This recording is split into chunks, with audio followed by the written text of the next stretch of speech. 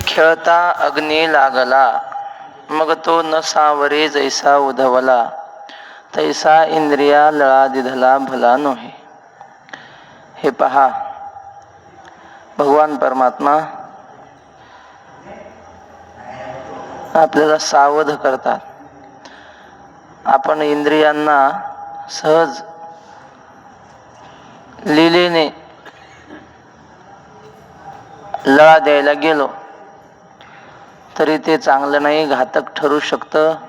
उदाहरण देतात, खेळता खेळता लहान मुलं खेळताना जर अग्नी लागला तर तो लागतो सहज, पण विझवल्या जात नाही. तसं इंद्रियांना एकदा सवय लागली विषय सेवनाची की पुन्हा मग ती सवय मोडणं फार अवघड जातं. उधवला म्हणजे वाढला, भडकला. एरवी तरी अर्जुना या शरीरा पराधीना, का नाना भोग रचना मिळवावी. खरं पाहिलं तर अर्जुना, सहज पाहना, या शरीरा पराधीना, हे शरीर कोणाचं आहे? पंचमहाभूतांचं आहे, पराधीन आहे, आपल्या स्वाधीन नाही. आणि का नाना भोग रचना मिळवावी, मग पराधीन असलेल्या शरीरासाठी वेगवेगळ्या प्रकारचे भोग रचना कशासाठी मिळवावी आपण? कारण शरीर आपलं नाहीच आहे. श्री गुरु साखरे महाराज सांगतात किंवा सांगायचे, ते म्हणले काही गोष्टी आपण व्यवस्थित सांभाळून ठेवल्या तर टिकून राहू शकतात. उदाहरणार्थ, माता भगिनीच्या हातात बांगडी असते काचाची, ती बांगडी नाजूक असते, म्हणजे नुसतं असं भांडे घासता घासता पातेलं भगवणं जर लागलं की फुटते ती बांगडी, एवढी नाजूक. पण तीच बांगडी जर व्यवस्थित एखाद्या डबीमध्ये ठेवली तर ती किती वर्ष राहू शकते? ते किती वर्ष राहू शकते ती बांगडी, सुरक्षित जर एखाद्या डबीत ठेवली तर. एवढी नाजूक असलेली राहते. पण आपलं शरीर म्हणजे किती सुरक्षित ठेवा, ते चांगलं राहत नाही. रोज तांब्याभर तूप जरी पिलं माणसाने, माणूस मथारा होत नाही का? होणारच. तर त्याच्या ठिकाणचा स्वभाव धर्म येतो. तसं ज्ञानेश्वर महाराज म्हणतात, हे पराधीन आहे ना, आपण किती शरीराची काळजी घेतली तरी ते पराधीन आहे, आपल्या अधीन नाही. कुणाला वाटतं आपले केस पांढरे व्हावे, कुणाला वाटतं आपले दात पडावे, नाही, पण पडतात ते. आपल्या जर स्वाधीन शरीर असतं तर दात पडू दिले असते का माणसाने? आपल्या स्वाधीन असतं तर केस पांढरे होऊ दिले असते का माणसाने? दात का पडतात? दात म्हणतात, आमचा रंग ह्या केसांनी घेतला ना, मग आता आम्ही राहणार नाही, आम्ही चाललो निघून. आमचा रंग कशाला घ्यायचा यांनी? मग केस पांढरे व्हायला लागले की दात निघून जातात एक एक, असं होतं. मग पराधीन आहे शरीर. मग या पराधीन शरीराला एवढं कशाला लक्ष द्यायचं?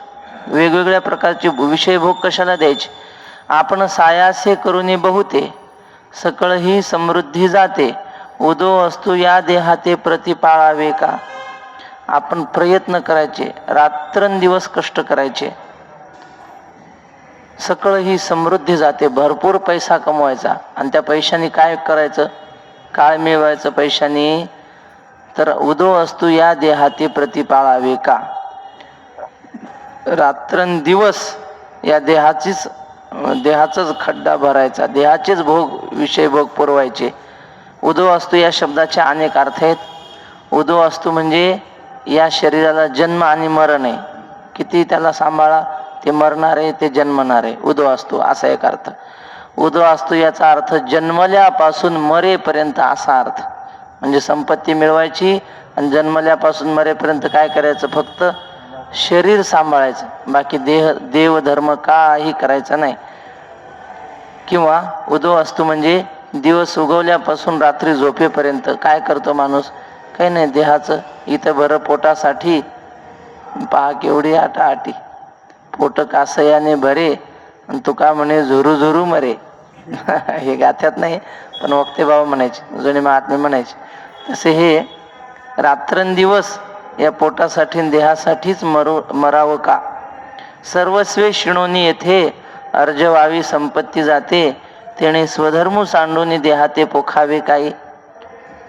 सर्व प्रकारे कष्ट करून अर्जवावी संपत्ती जाते, पैसा मिळवावा, आणि तेने स्वधर्म सांडून देहाते पोखावे काही.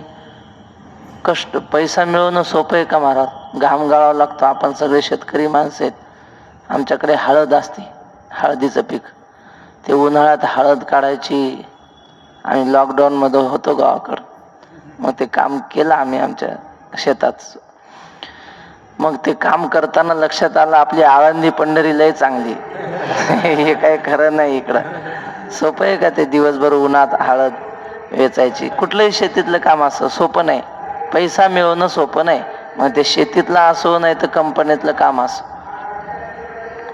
कंपनीतलं काम आपल्याला वाटतं बरं आहे, सावलीत उभं राहून सावलीत बसून कंपनीतल्या लोकांना काम असतं.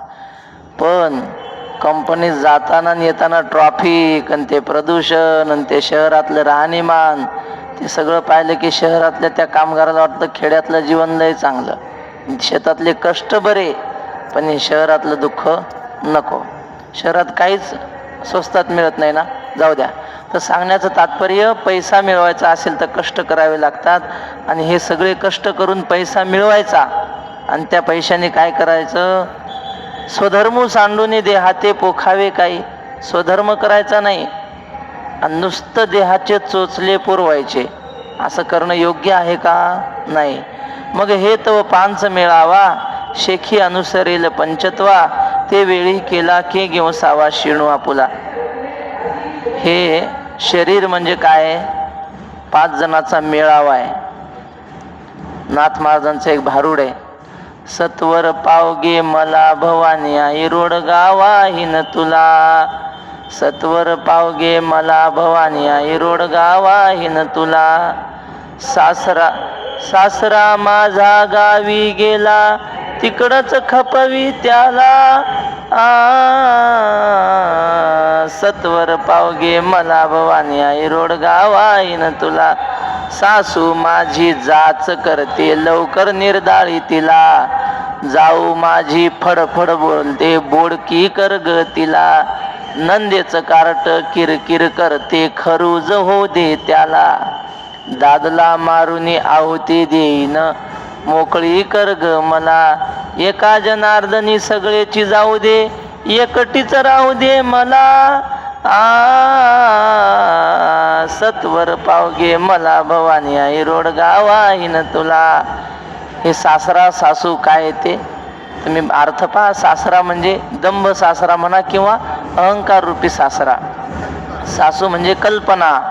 हे षडविकार सगळे, 6 विकार बरोबर आहेत. हे 6 विकार सगळे जाऊ दे, पण त्यासाठी मी काय करीन? तुला रोडगा वाहीन. रोडगा म्हणजे काय? रोडगा असतो 5 तत्वाचा. 5 गोष्टी असतात रोडग्यात. गुळ, पुन्हा असते तूप, दूध, ज्वारीचं गव्हाचं पीठ. असं का? बर, 5 गोष्टी असतात त्याच्यात, दूध त्या ह्याच्यात रोडग्यामध्ये. तर 5 तत्वाचा रोडगा तुला वाहीन म्हणजे काय?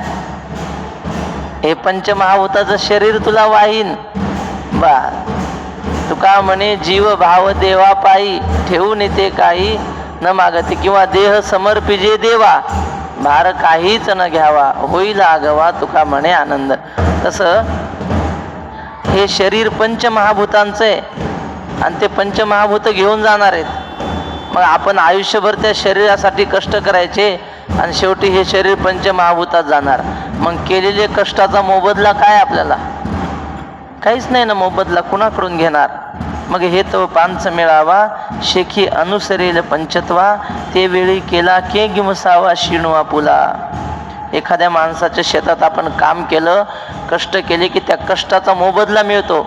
तसं या शरीरासाठी केलेल्या कष्टाचा मोबदला काय? काहीच मिळणार नाही मोबदला. केला के गिमसावा शिणू आपुला.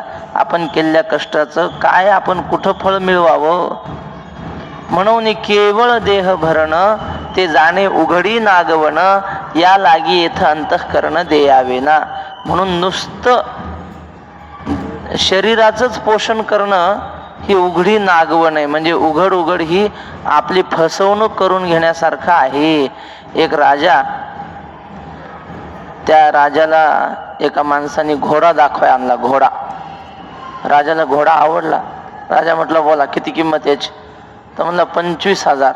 25,000 म्हणले की लगेच त्याच्या पुढे टाकले 25. घे चल, दे घोडा. राजा म्हणला आणखी 2-4 घोडे भेटतील काश? हा म्हणलं मग आमच्याकडे लय घोडे आहेत असे, तुम्हाला किती पाहिजे? आणखी 4 पाहिजे म्हणे, आणि 1,00,000 रुपये द्या. राजाने लगेच काढले 1,00,000 रुपये, देऊन टाकले त्याला. आणि कधी घेऊन येणार? येतो म्हणे 10-5 दिवसांनी येतो. पैसे घेऊन गेला. त्याचं नाव विचारलं नाही राजाने, पत्ता विचारला नाही, काहीच नाही, आणि 1,00,000 रुपये देऊन टाकले. आणि मग एके दिवशी राजा प्रधानाला म्हणला, प्रधानजी आपल्या राज्यात शहाणी माणसं किती, मूर्ख माणसं किती, यांची जरा यादी करा बरं म्हणे. प्रधानाने केली यादी, शहाण्या लोकांची केली. मूर्खांची यादी करताना राजाचं नाव पहिल्याच क्रमांकाला मूर्खांच्या यादीत. राजानं पाहिली यादी. प्रधानजी काय कमाल झाली म्हणले, एवढं राज्य चालवतो मी, माझं नाव मूर्खांच्या यादीत? हो म्हणले महाराज, लक्षण बसलं म्हणजे आम्हाला ते काय बाकी राजा आहे का कोण ते आम्हाला कळत नाही. लक्षण बसलं तुमच्या ठिकाणी मूर्खाचं म्हणून लिहिलं मूर्खाच्या यादीत. काय लक्षण बसलं? काय नाही म्हणे, परवा तुम्ही 1,00,000 रुपये दिले, त्या माणसाचं नाव पत्ता गाव काय विचारलं नाही, खुशाल 1,00,000 रुपये दिले. राजा म्हणलं ते काय असेच दिले का, तो घोडे घेऊन पुन्हा येणार आहे म्हणे. मग प्रधान म्हणला ते जर परत आला तर तुमचं नाव खोडतो आणि त्याचं लिहितो म्हणले. मग परत कसं काय येईन तो? 1,00,000 रुपये घेऊन गेला, राजाने काही पावती केली नाही, काही पत्ता लिहून घेतला नाही, परत कशाला येईन तो? आला तर तो मूर्ख ठरीन. मग सांगण्याचं तात्पर्य काय, उघड उघड फसवणूक ही.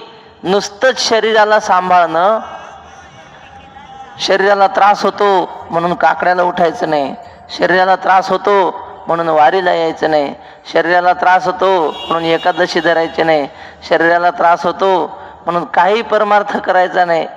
असं जर असेल तर ती उघड उघड फसवणूक आहे आपली, आपण केलेली.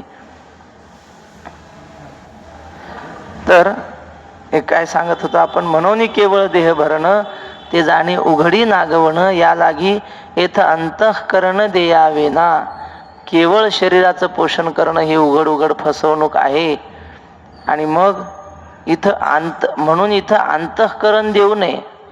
शरीर सांभाळावं म्हणजे काय, शरीर कसंही ठेवावं का याचा अर्थ कसंही ठेवा नाही. शरीर उत्तम चांगले, शरीर सुखाचे घोसुले, शरीरे साध्य होय केले, शरीरे साधिले परब्रह्म.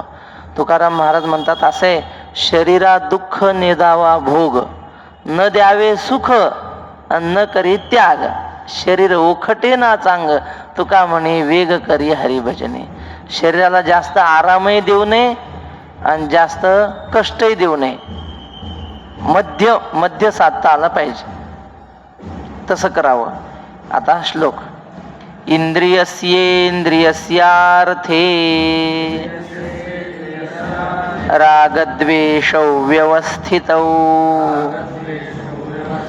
तयोर्नवशमागच्छेत्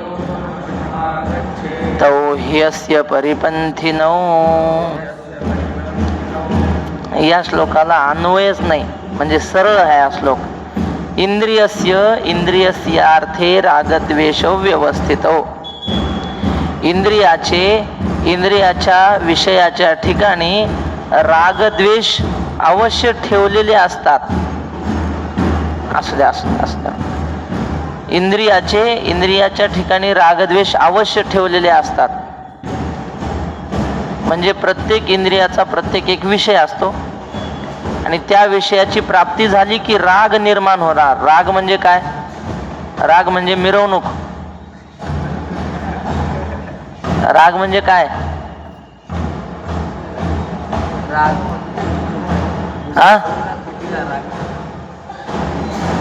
इंद्रियाचा विषय मिळाला की राग उत्पन्न होतो. म्हणजे राग म्हणजे प्रीती. संस्कृत मध्ये प्रीतीला राग म्हणतात असं विचारसागरात लिहिलंय ना. आणि नाही मिळाला विषय तर क्रोध निर्माण होतो. आवडता पदार्थ गुलाबजामू खायला मिळाले की पुन्हा असेच गुलाबजामू आपल्याला सदा सर्वदा योग तुझा घडावा असं वाटतं की नाही. म्हणजे प्रीती निर्माण झाली. आणि जेवायला बसलो आपण ताटावर, गुलाबजामू ताट वाढलं आणि कोणतरी म्हणलं, ए बाबा मी इथं बसलो होतं, दिसत नाही का उपरनं ठेवलेलं, उठ दुसऱ्या पंक्तीला बस. असं म्हणल्यावर राग येतो. राग म्हणजे क्रोध येतो. क्रोध संस्कृतमध्ये वेगळा अर्थ, मराठीमध्ये राग शब्दाचा अर्थ क्रोध असा होतो. तर दुसऱ्याने प्रतिकार केला विषय सेवन करण्यासाठी की मग क्रोध उत्पन्न होतो. आणि हे असतातच प्रत्येक विषयाच्या ठिकाणी. बघा, रागद्वेषौ व्यवस्थितौ, द्वेष म्हणा क्रोध म्हणा असतातच. तयोहो न वशम आगच्छेत, त्या रागद्वेषाच्या अधीन आपण जाऊ नये. तौ ही अस्य परिपंथिनौ, ते राग आणि द्वेष या परमार्थाचे अडथळे आहेत. परिपंथिनौ म्हणजे अडथळे आहेत, प्रतिबंध करणारे आहेत परमार्थाला. वक्ते बाबा म्हणायचे, परमार्थ परमार्थ म्हणजे काय हो? कुणाचा द्वेष मत्सर करू नये हाच परमार्थ. मनातून कुणाचा द्वेष करू नये, कोणाचा मत्सर करू नये. एखादा मोठा झाला तर त्याच्या प्रारब्धाने मोठा झाला, आपण कशाला हेवा करायचा? जीव जीवासी पै द्यावा आणि मग करू नये हेवा. मुक्ताबाई म्हणतात, कुणाचा हेवा करू नये, ज्याच्या त्याच्या प्रारब्धाने ज्याला त्याला मिळत असतं. हे रवी इंद्रियाची या अर्था सारिखा विषोपोखिता, संतोषू कीर चित्ता उपजेल. अत्यंत महत्वाची गोष्ट आहे परमार्थिक माणसाला. ज्ञानोबा किती सोपं समजून सांगतात, पण ह्या ओव्या आपण हृदयावर करून ठेवाव्या अशा महत्वाच्या आहेत. हे रवी इंद्रियाची या अर्था, आपल्या इंद्रियाचा अर्थ म्हणजे विषय, आणि त्याला तो आवडतो. कानाला शब्द आवडतो, जिभेला पदार्थ आवडतात चांगले खायला, आणखी नाकाला सुगंध आवडतो, त्वचेला मऊ स्पर्श आवडतो, डोळ्याला चांगलं रूप आवडतं. हे झाले. तर या इंद्रियाच्या विषय इच्छेसारखा विषय त्याला दिला, सारिखा विषो पोखिता, त्यानं त्या विषयाचं सेवन केलं. काय होतं? समाधान वाटतं मनाला. त्या इंद्रियाला तो विषय दिला की त्याला समाधान वाटतं. संतोषू कीर चित्ता उपजेल, त्याला समाधान नक्की वाटेल, ह्यात काही शंका नाही. परी तो समचोराचा सांगा तो, जैसा नावेक स्वस्तो जव नगराचा प्रांतो सांडी जेना. पण ते समाधान किती वेळा असतो? माऊलींनी दृष्टांत दिला, समचोर असतो. म्हणजे आपण प्रवासाला निघालो, जुन्या काळात पायी प्रवास असायचा. मग एकटा दुकटा माणूस दिसला की ते चाप्टर लोक काय करायचे, बाबा कुठं जायचं तुम्हाला? पिशवी दिसते तुमच्याकडं. काय ना बाबा पंढरपूरला. अहो मी पंढरपूरला चाललो, आमच्या वाडवडलाची वारी म्हणजे पंढरपूरला. आमचा आजा जात होता, बाप जात होता, आता बाप वारला तर माझ्याकडे आली म्हणली वारी. मग मी येतो तुमच्यासोबत, तुम्हाला काही सेवा करू लागेल. चालते म्हणे. आणि मग गावात आहे तोपर्यंत मित्र म्हणून राहतो त्याच्यासोबत बरं का. आणि चांगलं गाव बिव सोडून असं जंगलात गेलो की मग असं रस्त्यावर आडवा उभा राहतो आणि काढ म्हणतो पैसे किती येते. म्हणणार पंढरपूरला यायचं होतं तुला. ते पंढरपिंडर काय नाही, सांग आधी पैसे काढ. ते आम्ही पंढरपूरला जात नाही, आम्हाला पैसे पाहिजे. घेतो काढून. गाव निघेपर्यंत, गावाच्या बाहेर येईपर्यंत काय मित्र, आणि गाव जंगल लागलं की तोच शत्रू होतो. तसं इंद्रियाला विषय मिळाले तेवढ्या पुरतं समाधान वाटतं, आणि एकदा विषय भोगून झाले की मग दुःखाला सुरुवात होते. माऊली म्हणतात समचोर म्हणजे असा मित्र म्हणून राहणारा चोर. समचोराचा सांगा तू, जैसा नावेक स्वस्तो. नावेक म्हणजे तोपर्यंतच, स्वस्थ म्हणजे चांगला आहे, त्याची संगती चांगली आहे. कुठपर्यंत? जवळ नगराचा प्रांतू सांडी जेना, जोपर्यंत गावाची सीमा, गावाच्या काय म्हणतात शिव गावाची ओलांडली जात नाही तोपर्यंत बरं आहे. आणि एकदा लोक बिक गेले, जंगल लागलं की मग त्याचा तो दाखवतो कारनामा काय असतो तो. बापा विषाची मधुरता, झणे आवडी उपजे चित्ता, परी तो परिणाम विचारिता प्राण हरी. बाबा असं म्हणण्याची पद्धत आहे मराठी भाषेमध्ये. अरे बाबा रामकृष्ण हरी. अरे बाबा अर्जुना, विषाची मधुरता, काही काही विषय असे असतात गोड असतात. म्हणे इंद्रावणाचं काय कुठलं एक फळ आहे की ते विषारी आहे पण गोड लागतंय खायला. इंद्रावणाचंच का हो? काहीतरी आहे बहुतेक इंद्रावणीच. ते खायला लय गोड लागतंय पण ते विषारी, ते खाल्लं की माणूस मरणारच. तर ती विषाची मधुरता, झणे आवडी उपजे चित्ता. आणि जर माणसाला त्या फळ खाण्याची जर गोडी लागली तर लागू नये ती, कारण खाल्लं की मरणार आहे. झणी म्हणजे तशी त्याची गोडी लागू नये. आणि तो परिणाम विचारिता प्राणोहारी. खाताना बरं वाटतं, पण मग खाल्ल्यानंतर प्राणहरण म्हणजे जीव जाण्याची शक्यता आहे. देख इंद्रिय कामू असे, तो लावी सुख दुराशे, जैसा गळी मेनू आमिषे भुलवी जेगा. इंद्रिय कामू असे, प्रत्येक इंद्रियाच्या ठिकाणी विषय भोगाची इच्छा असते. तो लावी सुख दुराशे, आणि ती इच्छा काय करते? दुष्ट आशेकडे प्रवृत्त करते, इंद्रिय भोगण्याच्या आशेकडे प्रवृत्त करते. जैसा गळी मेनू आमिषे भुलवी जेगा. पाणी मासे धरणारे लोक असतात ना, त्या गळाला काय लावतात? ते कणिक लावतात, नाहीतर ते शिदड तोडून लावतात, त्याला शिदोड टाकतात असं पाण्यात. आणि मग त्याच्याकडे पाहून, त्या शिदोडाकडे पाहून मासा भुलतो आणि तिकडे येतो. माऊलीने हा दृष्टांत जरा रंगवून सांगितला 2 ओव्यात. गळी मेनू आमिषे भुलवी जेगा. परी तया माझी गळू आहे, जो प्राणा ते घेऊन जाये, तो जैसा ठाऊआ नोहे झाकलेपणे. माशाला काय दिसतं माहिती का? ते वर लावलेला शिदोड दिसतो, शिदोड. नुसता गळ जर पाण्यात टाकला ना, मासा नाही, माशाचे पिलं सुद्धा त्याला खात नाहीत. नुसता रिकामा गळ पाण्यात सोडा. सोडा म्हणजे तुम्ही नका प्रयोग करू, सोडणाऱ्याला विचारा की नुसता गळ टाकल्यावर मासा खात नाही त्याला. त्या गळाला काहीतरी लावलं आमिष की मग मासा खातो. का बरं? कारण झाकलेपणे, माऊली म्हणतात, ते झाकल्यामुळं त्याला आतला गळ दिसत नाही आणि वरचं ते खायला जातं. आणि मग आमिषाच्या असे गळगिळी मासा, आणि फुटोनिया घसा मरण पावे, तुकाराम महाराज म्हणतात. ते शिदोड असतो ना लावलेला, मासा जवळ आला की तो शिदोड तळमळ करतो आणि त्या माशाला सांगतो, मत आ मेरे लिए, मैं आधा हुआ तेरे लिए. माझ्यासाठी येऊ नको बाबा, तुला फसवण्यासाठी मी अर्धा तुकडा केलाय माझा. तू आएगा मेरे लिए, तो ऊपर खडा है तेरे लिए.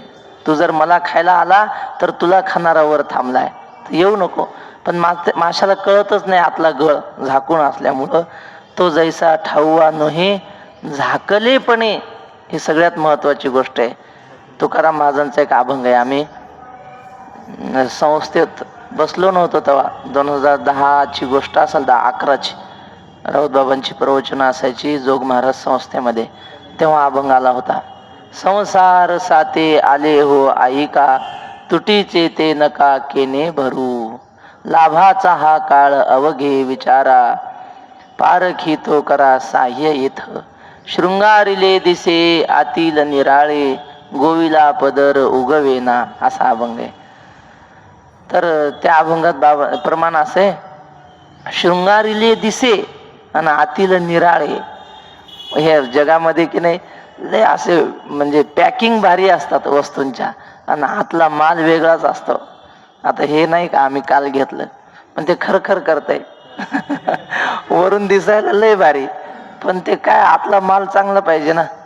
तसं शृंगारीले हे झाकलेपणे कळत नाही. गुरुजी सांगायचे, ते अंतर नेणती बा पुढे, म्हणून अगत्य सेवने घडे. माणसाला मधातलं कळलं की मग त्याचा त्याग होतो. वरून वरून पाहतो माणूस, आतलं कोणाला कळतं. मग श्री गुरु बंडाता त्यांनी गोष्ट सांगितली. म्हणले, एक माणूस असा सणासुदीचा दिवस दसऱ्यासारखा, पुरणपोळीचा स्वयंपाक घरी, आणि मग संध्याकाळी आला कामावून. घरी स्वयंपाक पुरणपोळ्याचा असल्यामुळं घरी बरंच लगबग चालू होती, भांडे कुंडे इकडे. तो म्हणला, मला लवकर जेवायला वाढ, मला लय भूक लागली, लय भूक लागली.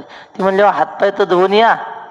तो हातपाय धुवायला गेला की ना घाई घाई ताट वाढलं, पाठ ठेवला ताटाच्या पुढं, आणि आता काही नाही, पाण्याचा तांब्या भरून ठेवायचा आणि तो आतून आला की जेवायला बसणार. असं ताट वाढलं, पाणी भरायला गेली, तेवढ्यात लेकरू गेलं रांगत रांगत, आणि ताटाच्या पुढंच शी केली पोरांनी. त्याला काय कळतं, काय कुठं करावं, हे चोख हे मैळ, काय त्याला कळत नाही. माऊली म्हणतात, बाळा उचित जाणणे होय, तरी बाळपणाची की आहे. लेकराला चांगलं वाईट कळालं त्याला लेकरू कोण म्हणत. त्यानं ताटाच्या पुढंच शी केली. मग ह्या बाईनं पाहिलं, तिला वाटलं आता हे काढत बसू तर ह्याचं ताट थोडं राहिले, पाणी वगैरे द्यायचं. मग तो म्हणे, अजून वाढलं नाही का, अजून अमुक केलं नाही का. त्यापेक्षा तिनं काय केलं, पातेलं घेतलं आणि त्याच्यावर झाकून ठेवलं. हा आला, वाढलं का? हो बसा जेवायला. म्हणजे बसला तो. त्यानं पाहिलं असं इकडं तिकडं सगळे पदार्थ. हा भजे वाढले, कुरड्या वाढल्या. हा या पातेल्या खालचं वाढलं का? ते म्हणे पातेल्या खालचं कशाला, तुम्ही जेवा आपलं. नाही नाही, तू पातेल्या खाली काहीतरी झाकून ठेवलं म्हणे, मला दिलंच नाहीत. हे सगळं उघडं ते काऊन झाकून ठेवलं? तुला खायासाठी ठेवलं वाटते काहीतरी. ती म्हणली अहो तुम्ही बसा जेवायला. नाही नाही, त्याच्या खालचं दाखवल्याशिवाय मी जेवणारच नाही. आता काय करावं तिनं, तिचा नाईलाज झाला. तिनं काढलं पातेलं. मग बघा म्हणे आता, मग आता घेईल का? वर वर पाहिलं की घ्यावं वाटतं, आणि जेव्हा आतलं कळतं मग मात्र त्याच्याविषयी वैराग्य निर्माण होतं. अंतर नेणती बापुडे. तसं माऊली म्हणतात, ते झाकल्यामुळं त्याला कळत नाही माशाला. ते जर झाकण काढलं वरचं, मग त्याचं सेवन करणार नाही मासा. काय तैसे तो जैसा ठाऊआ नोहे झाकलेपणे. तैसे अभिलाषे येणे की जेल, विषयांची आशा धरी जेल, तरी वरपडा होई जेल क्रोधानळा. तसं विषयाची मनामध्ये इच्छा विषय भोगाची ठेवली आणि मनामध्ये आशा धारण केली की मग काय होतं, पहिल्यांदा इच्छा निर्माण होते, नंतर त्याची तीव्र आशा निर्माण होते मनामध्ये. तरी वरपडा होई जेल क्रोधानळा.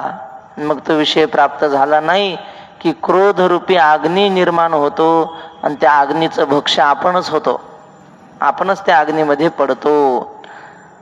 मुक्ताबाई म्हणतात, वेळ क्रोधाचा उगवला, अवघा योग फोल झाला.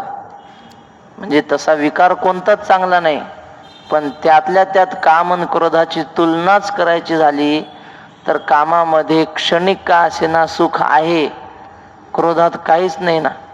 ज्याच्यावर क्रोध केला त्यालाही सुख नाही, आणि ज्यानं केला त्यालाही नाही. आणि क्रोधरूपी अग्नी, मुक्ताबाई म्हणतात, आता क्रोध निर्माण झाला की इथून मागं जेवढं पुण्य धर्म काय आपण केलेलं असेल तो सगळं जळून जातं. अवघा योग फोल झाला, म्हणजे राखच करून टाकते सगळ्या पुण्याची. कोण? क्रोध. म्हणून क्रोध उत्पन्न होऊ देऊ नये.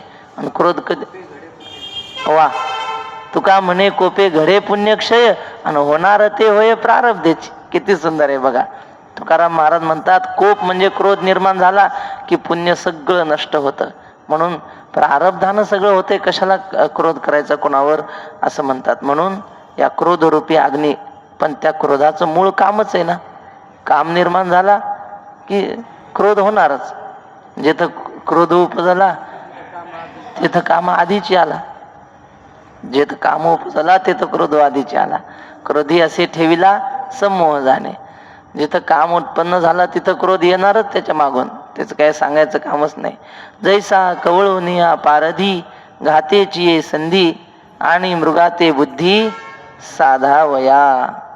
ज्याप्रमाणे पारधी काय करतो, कुशल बुद्धीने हुशारीने हरणाला असं चारीकडून घेरतो, जाळं लावतो बरं, आणि बरोबर जिथं त्यानं फाशी टाकलेली असतात म्हणा, जाळं लावलेलं असतं, तिथंच त्या हरणाला आणतो. कवळोनिया पारधी, घातीची संधी, आणि मृगा ते बुद्धी साधावया. मराठी भाषेमध्ये आणि हा शब्द दोन अर्थाने, आणि म्हणजे आपण जो नेहमी हे आणखी या अर्थाने वापरतो, आणि त्या आणीचा रस्व वेलांटी. मराठी भाषेमध्ये असं असतं, शेवटी येणारा उकार, शेवटी येणारी वेलांटी कधीच रस्व नसते, दीर्घच असते. फक्त आणि हा एकच अपवाद आहे की त्या शेवटी वेलांटी पण ती रस्व आहे बरं का. तसं ते आणि वेगळं, हे आणि वेगळं. हे आणि म्हणजे आणणे या अर्थाने. तसं आणि मृगाते बुद्धी साधावया. तो पारधी काय करतो, इकून तिकून त्याला हुसकून आणतो हरणाला, आणि बरोबर जाळ्यात अडकल असं करतो त्या हरणाला. आणि मृगाते बुद्धी साधावया. इथं तैसीची परी आहे. तसे हे सगळे विषय इंद्रिय माणसाला काय करतात, चारही बाजूने घेरतात, आणि बरोबर माणूस या पापाच्या विनाशाच्या खड्ड्यात पडेल असं करतात वातावरण. सुरुवातीला बरं वाटतं विषय सेवन. आता उभ्या गेल्या ना, ते मुरारी बापू सांगतात, ते म्हणले विवाह झाला, म्हणजे सुरुवातीला सगळा घमघमाट असतो घरात, सुगंध, अत्तर, ते भेटवस्तू आलेल्या अत्तराच्या बाटल्या वगैरे सगळं घमघमाट, अत्तराचा घमघमाट असतो. आणि मग थोडे दिवस गेले की मग झेंडूबामचा घमघमाट होतोय. म्हणजे घरात वास कशाचा, झेंडूबाम, डोकेदुखी सुरू होते. चैतन्य महाराज सांगतात, ते म्हणले विवाह झाला की सुरुवातीला हा बोलतो आणि ती फक्त ऐकत असते, काही बोलत नाही, नम्रतेनं राहते काही दिवस. आणि मग तिला वर्म कळाले ह्यांचे सगळ्यांचे की मग ती बोलते ना हा ऐकतो.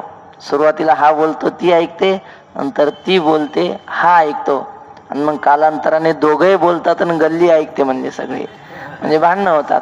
सुरुवातीला चांगलं असतं विषय सेवन, पण नंतर वाटतं कुठून दुर्बुद्धी सुचली आणि याच्यात पडलो. चला, येथ तैसीची परी आहे म्हणून संगो हा तुझं नोहे, पार्था दोन्ही काम क्रोध हे घातुक जाणे. हे तसंच आहे इथं. कशासारखं? तसं म्हणजे हरणासारखं. तो पारधी कसा हरणाला बरोबर आणून जाळ्यात अडकवतो काही करून, तसं हे विषय बरोबर आणून आपल्याला अडकवतात. तैशीची म्हणून संगो हा तुझं नोहे, म्हणून अर्जुना ह्याचा संग करू नको विषयांचा. पार्था दोन्ही काम क्रोध हे घातुक जाणे. हे काम आणि क्रोध दोन्हीही अत्यंत घातक आहेत. म्हणून हा आश्रोच न करावा, मनेही आठवो न धरावा, एको निजवृत्तीचा ओलावा नासो निधी. म्हणून हा आश्रयच करू नये. काम आणि क्रोधाचा कुठल्याही प्रकारे आश्रय करू नये. मनेही आठवो न धरावा. आणि आम्ही काही विषय सेवन करतो का? आम्ही ब्रह्मचारी आहोत, आम्ही त्यागी आहोत असं म्हणायचं, आणि मनातून विषयाची इच्छा करायची असंही करू नये. मनात जरी इच्छा असली, एरवी बाह्य विषय तरी नाही, परी मानसी होईल जरी काही, तरी साध्यंतुची पाही संसारो असे. मनात जरी इच्छा असली तरी मग तो संसारीच आहे. मग विषय हिंडे दारोदारी. मुक्ताबाई म्हणतात, घर बांधलं डोंगरात राहायचं आणि विषय हिंडे दारोदारी. आमचे डोंगरातच आहे. सकळ सांडोनी वना गेला न वनी वनिता चिंतू लागला. त्या त्यागासी बाधकू बाधवकता आला, उलथोनी पडिला परिग्रही. बघा, नाथ महाराजांची ओवी. सगळं घरदार सोडून वनात गेला आणि वनात जाऊन चिंता करू लागला, लेकर बाळ कशी काय असतील. चातुर्मासात आला, पण पोरग राहत असेल की नाही मयाशिवाय, त्याला तर करमत नाही नातवाला, असं विचार करू लागला. मग काय उपयोग चातुर्मासाचा? आणि त्याच्या नातवासारखं लेकरू दिसलं की त्याच्याकडे पाहतच राहते. मग नातू बी असाच खेळत असेल घरी, आहे की नाही? जाऊ द्या. ह्या काय म्हणतात, मनेही आठवो न धरावा. मनाने सुद्धा आठवण करू नये संसाराची. एको निजवृत्तीचा ओलावा नासो नेती. मग मनामध्ये संसार ठेवायचा नाही. मन तर रिकामं राहत नाही, त्याच्यात काहीतरी ठेवावं लागतं. मग काय ठेवायचं त्या मनात? निजवृत्तीचा ओलावा. निजवृत्ती म्हणजे स्वधर्म. स्वधर्माचा ओलावा म्हणजे काय? जरा ओलावा म्हणजे सतत आपल्या स्वधर्माचं थोडं थोडं आचरण किंवा त्या धर्माविषयी मनामध्ये प्रेम निर्माण ठेवावं. ओलावा म्हणजे आपण जर विद्यार्थी असू तर आपल्या अभ्यासाविषयी मनात प्रेम, श्रद्धा, आदर निर्माण ठेवावा, त्याला ओलावा म्हणतात. तर आपल्या धर्माविषयी, स्वधर्माविषयी मनामध्ये अत्यंत आवड ठेवावी, हा झाला निजवृत्तीचा ओलावा. तो कधी संपू देऊ नये. मनातली अभ्यासाविषयीची आवड कधी संपू देऊ नये. आता पुढचा श्लोक अत्यंत महत्वाचा आहे, पण आपली वेळ झाली. अरे बापरे, आज दसरा.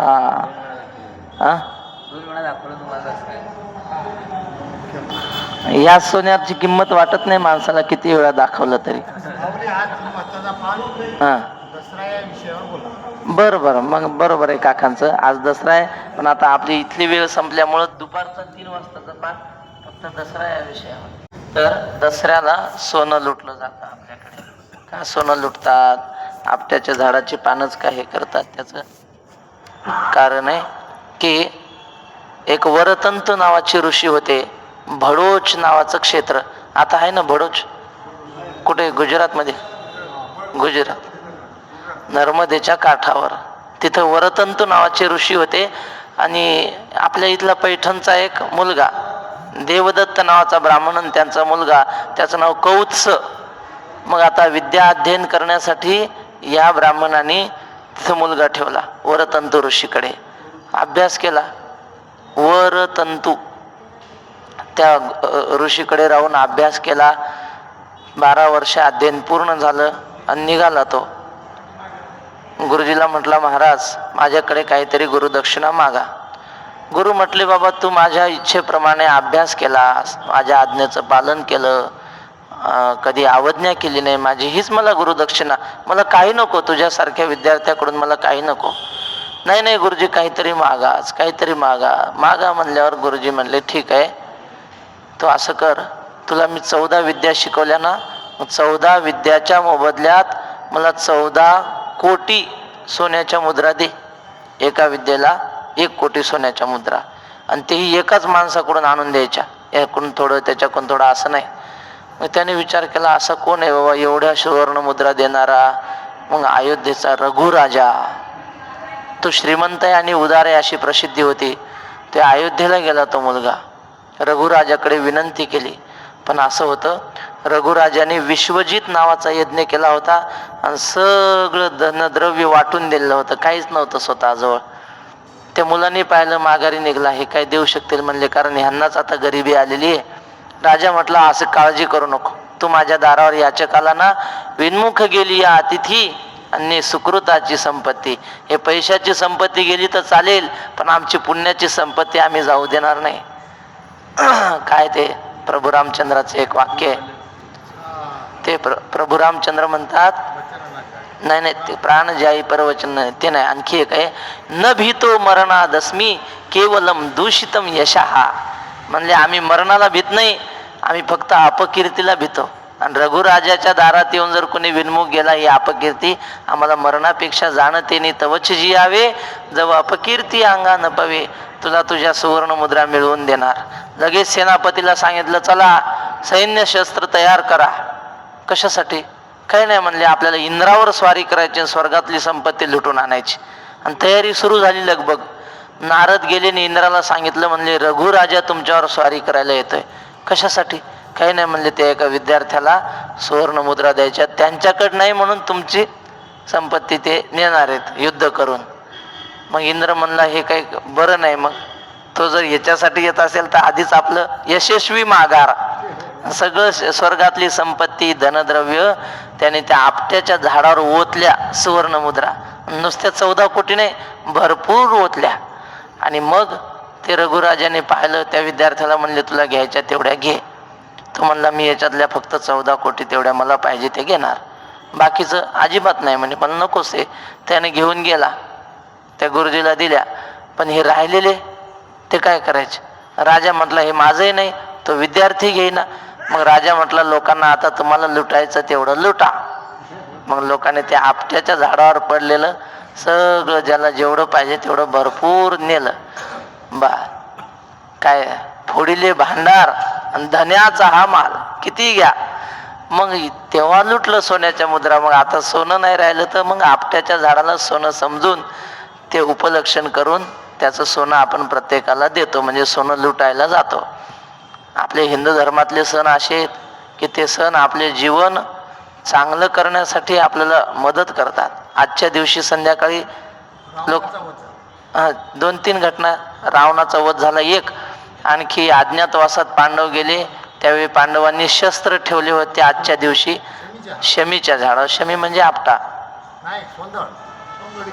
सौंदडीच्या काय, बर असो. तर आम्हाला वाटलं शमी म्हणजे आपटा आमच्या, तर त्या शमीच्या झाडावर ठेवले त्यांनी हत्यार आपले. तर अशा प्रकारच्या अनेक घटना प्रभू रामचंद्राने रावणाला जिंकलं. दशहरा असं म्हणतात. बर, तर हे सगळं सांगण्याचं तात्पर्य की आज दसरा आहे, पण तुकाराम महाराज म्हणतात हे दसरा जाऊ द्या, पण पवित्र सुदीन उत्तम दिवस दसरा, सापडला तो साधा आजी मुहूर्त बरा, गरजा जय जयकार हरी हृदय धरा. आळस नका करू सांगतो लहाना थोरा, याहो याहो बाई यांनो निघाले हरी, शिलंगणा वेगी घेऊन आरत्या करी, आम्हा दैव आले येथे घरच्या घरी. काय याहो याहो बाई यांनो निघाले हरी, शिलंगणा वेगी घेऊन आरत्या करी, ओवाळू श्रीमुख वंदी पाऊले श्री, आम्हा दैव आले येथे घरच्या घरी. म्हणले हा दसरा जाऊ द्या, 3.5 मुहूर्त असतात.